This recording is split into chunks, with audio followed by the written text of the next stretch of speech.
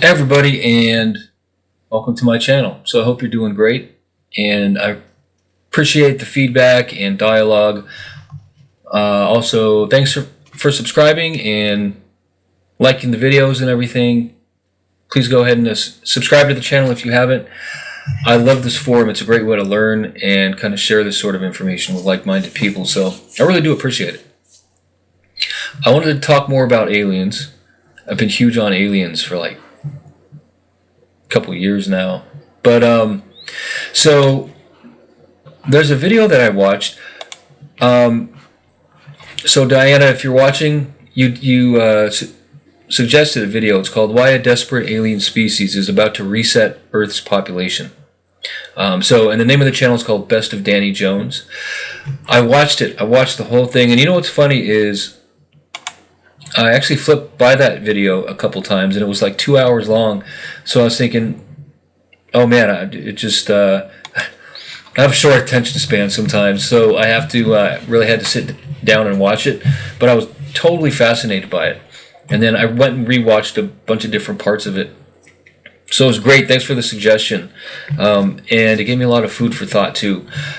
What's interesting, what I found is, and this is kind of what I want to talk about in this video too, is just the existence and reality of alien civilizations and beings, our knowledge of them, our history and interaction with them, and what the future holds for us as far as humans go.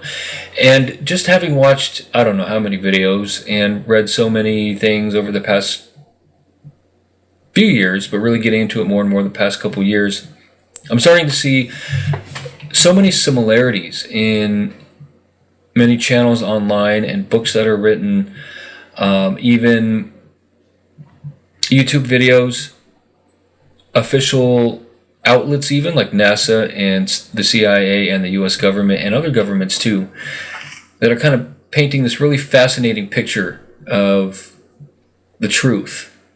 And here's kind of where I'm at with that. And this is just kind of my belief based on what I've seen and have tried to piece together. So starting with aliens, are they real? Yes, totally real. I've seen UFOs a handful of times, spaceships and everything. I totally believe in their existence, and they do have the ability to communicate telepathically. One quick side note is I think the potential for AI is enormous. So, and the government is decades ahead of us on this sort of technology they use for experimenting and advancing knowledge. And we're just scratching the surface at a consumer level, but they have these really well-developed programs where they understand these things. But if we think about it, like remote viewing is projecting your consciousness outside your body, and being able to explore things physically. And there's maybe not infinite physical dimensions, but there's the potential of it. But there's so many physical dimensions where life exists that you can visit physically by projecting your consciousness. That's like astral travel. Now, lucid dreaming is more non-physical, where you can project and enter like the spiritual or non-physical infinite dimensions of reality. So there's a distinct difference there. It's a key difference. But CIA has admitted to remote viewing being real, and it's on their website. They have archives. Now, they admitted it works, but not enough to where they continued to fund it, so they retired the program, which is not true. They still do it. So it's powerful stuff, and if it works, I can't imagine they would have stopped. But if humans can do this, if we can build AI like supercomputers that could project, that we could teach them what we know, and then they could project their consciousness outside the body, can you imagine the application? It's like, what I find exciting is similar concepts or ideas like with psychics, for example. So when we receive information, we receive it typically non-physically, and then explain what we see and hear and feel, of course using our language and things like that. If a computer could do that, could you imagine? AI supercomputer has the same knowledge, and their ability for accuracy and speed is compounded by millions and millions times whatever. whatever information they're receiving, they don't. They're not limited to just like physically explaining with words what they're seeing or hearing or feeling. They could project like a hologram or create like a video of who they're talking to and what they're seeing. So if you imagine the application of that, it's amazing. And then you could use that to also not only remote view and astral travel like physically, but to receive messages and communicate with people that are dead and gone, or like spiritual beings, say like angels and that sort of thing. If you can imagine like an AI computer receiving instructions or data and then projecting who they're talking to, like one of your relatives or friends that passed on, and you can see them while you talk to them using this AI program as an intermediary, or you could speak with like angels or deities. Conceptually, it makes sense. It's possible, and we're just starting that process of realizing that. I think it's amazing.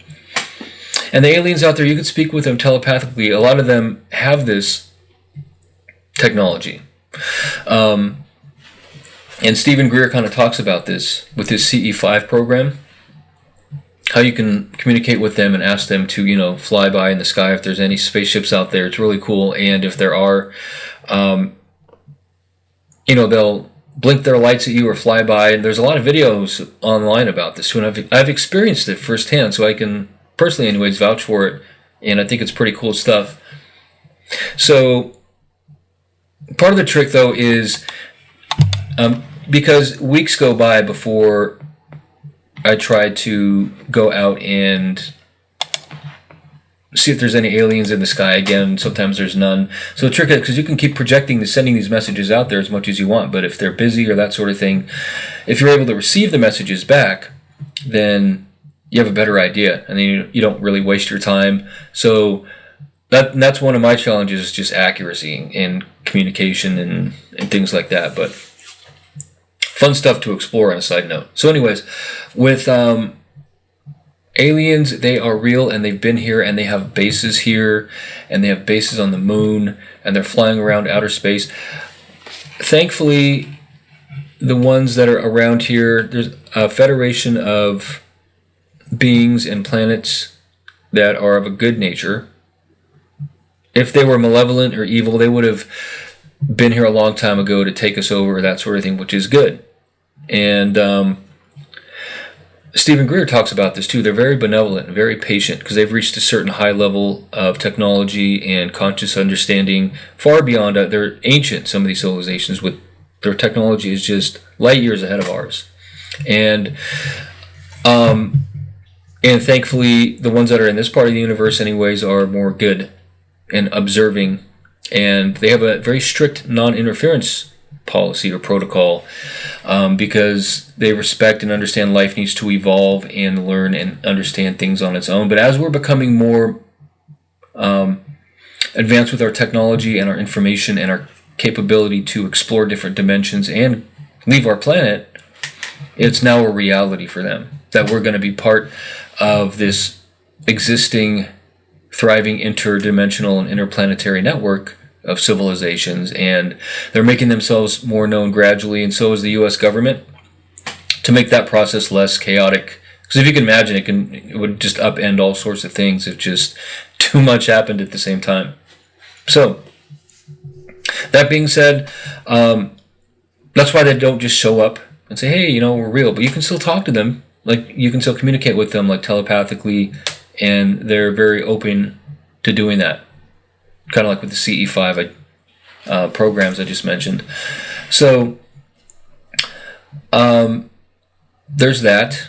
And there's reasons why, for example, if they're so advanced, why don't they show up? First of all, again, just to reiterate, it's good that they're advanced and good, because if they're advanced and bad, they just would have enslaved us or wiped us out, So that's a good thing. But if they also show up and just, like, cure all our diseases, which they have the capability to do, they can't just show up and say, okay, we cured all your disease. All of a sudden, if you think about it, all of a sudden our medical industries across the planet go bankrupt, and our pharmacies go bankrupt. It'd be great if people got cured, but it's kind of a double-edged sword if you think about it.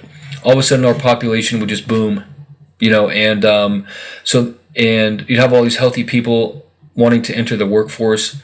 There'd be less jobs too, because there's less pharmacies and hospitals and people to care for, and it would just cause a lot of shifts in a lot of different areas. If you think about it, now you have this thriving, healthy workforce that's having kids all the time, and you're like, well, crap, we don't have enough jobs to keep up with it.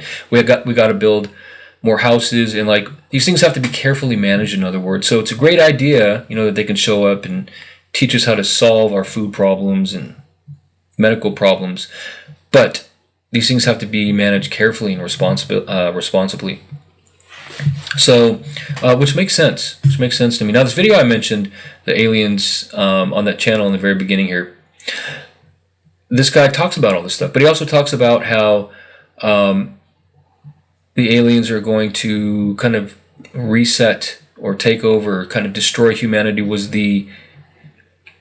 what he was implying, basically. Like, if we reach a level and we're too reckless and we have all this destructive new weapons and we bring them into outer space, that they're just gonna like strike the balance and take us down and take us out and say no. But my belief is the opposite. I think it's not, and I don't think we're going to be that reckless. I mean, they have the capability to just wipe us out now, and they'll keep us in check if they need to, because their military and technology is far greater than ours. So personally, I don't believe there's going to be like a reset event or anything like that. We're literally going to get pushback or a reaction to the degree that we create problems, versus present ourselves as a responsible new species in our ability to maintain this level of technology. So there's that, and that's why they don't really communicate with us or just show up and make themselves known. But what I found curious is the origins of human beings. So this is kind of related, but it's also like a whole nother side topic that I just wanted to touch on. So,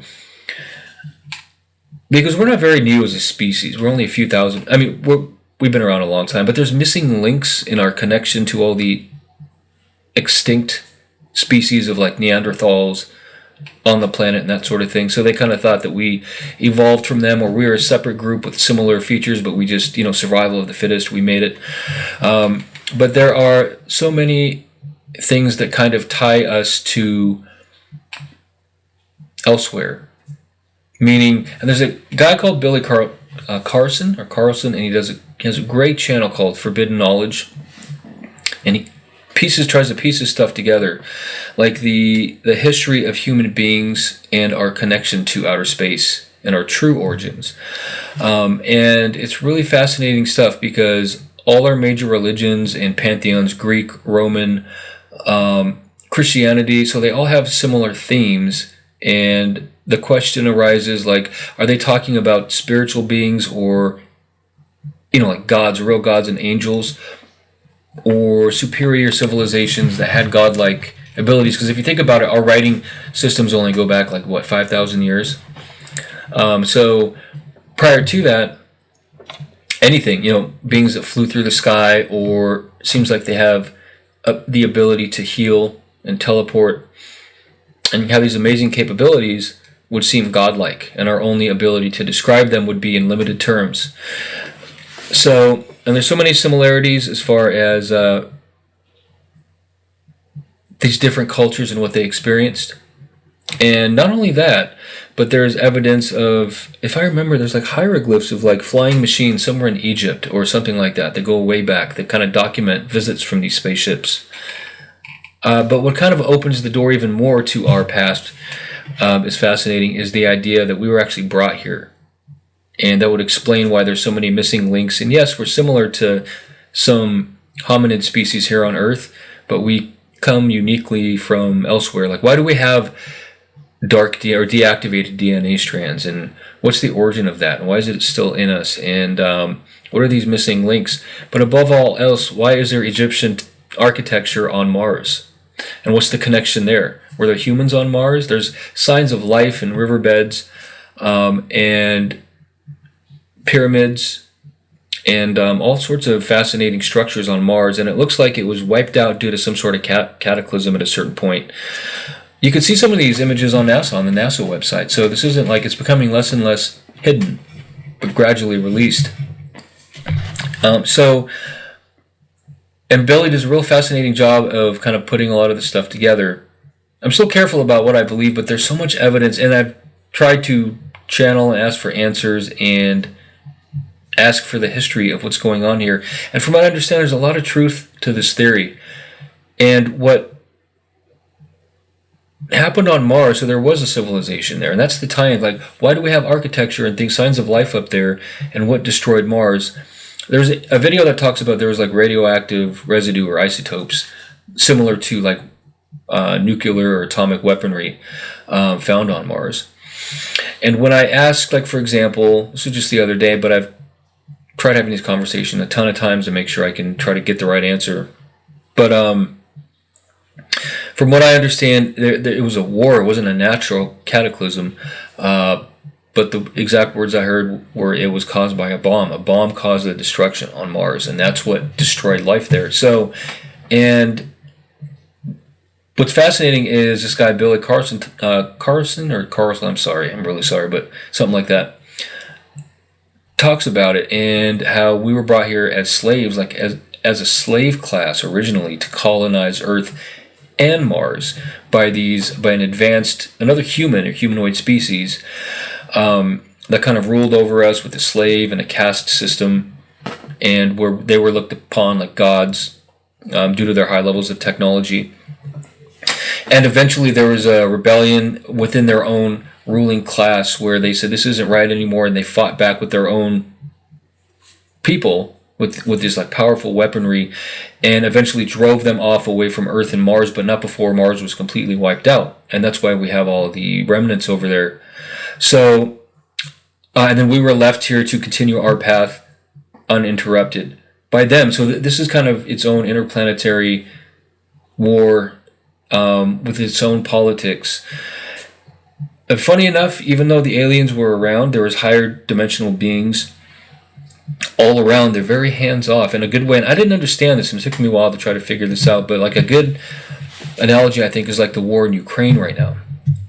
So just because there is like oppression and slavery or invasions going on, and you're aware of it, doesn't mean you always get directly involved. And it's very nuanced, and just like it is here on Earth, the United States didn't get directly involved with that war, providing, support to one degree or another, but didn't send in the armed forces.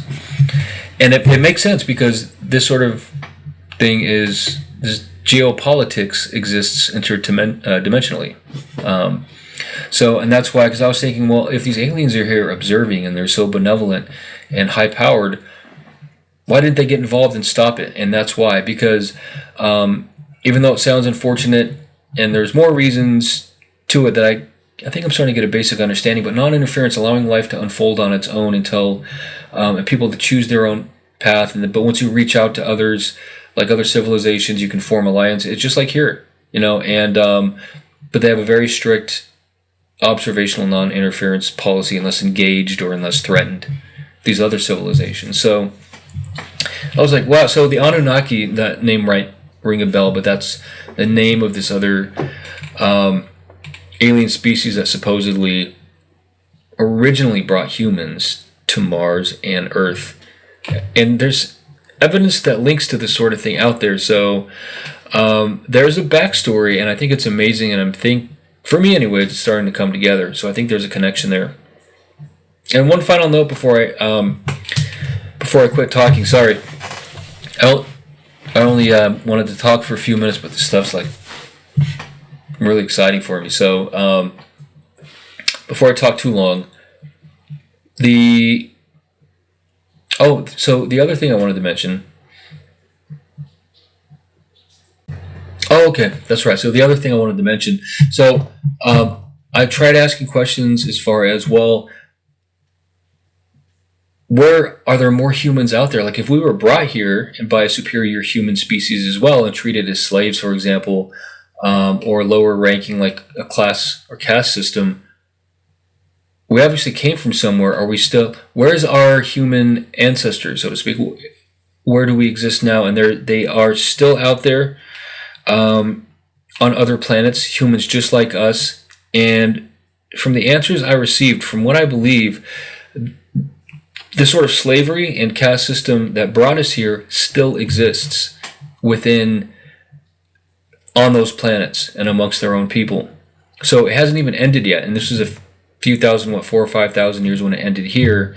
What I found is amazing is how a civilization with the ability to fly and travel from planets and like have this amazing architecture and technology would even still be practicing slavery at such a basic level. I mean, on one hand, it doesn't make sense, but on the other hand, it does. Because technology doesn't necessarily remove the moral question of controlling others. We see that on Earth now. What's the best way to run a country? Through control or freedom? That's the ultimate question, isn't it? Through outright slavery or more less control but still powerful paradigms and ideologies such as propaganda and lack of freedom of speech and government control over things versus freedom of speech and that kind of, and we see very real results of that playing out here. So I don't know, to me personally it just seems weird that once you get to that level, I would think you reach a certain level of understanding that's the ultimate question, isn't it? What's right or wrong, and what's the best way? Control, monarchy, fascism, communism, socialism, dictatorships, autocracies, or democracies, capitalism, freedom, and that sort of thing. That whole question that we're still trying to figure out here. But so anyways, it makes sense that it would exist on other planets, but it's still, from what I understand, so the very race of people that we come from, and there's remnants of our existence on Mars, the ones that were brought here, are still out there somewhere, living in these sorts of conditions that brought us here to begin with. And that's all I know at this point. And that's just kind of where I'm at with it. So, and on one hand, I'm still processing it because it's like there's a lot of evidence out there that lends to supporting theories that go beyond our own theories of evolution, and of course even religion and spirituality. And it just kind of evolves or kind of explores that, and I think it's absolutely fascinating, and I believe wholeheartedly there's a lot of truth to it. And I think we live in some exciting times too, as far as that goes. So that's all I wanted to share. Hopefully that made some kind of sense. But thank you for watching as usual. And let me know your thoughts or ideas, or if you have any suggestions or authors or videos or channels I should check out, or questions just for dialogue, please let me know. So I think it's great, and I think it's fascinating stuff. So on that note, thank you for watching, and please take care. And we will see you later. Thank you.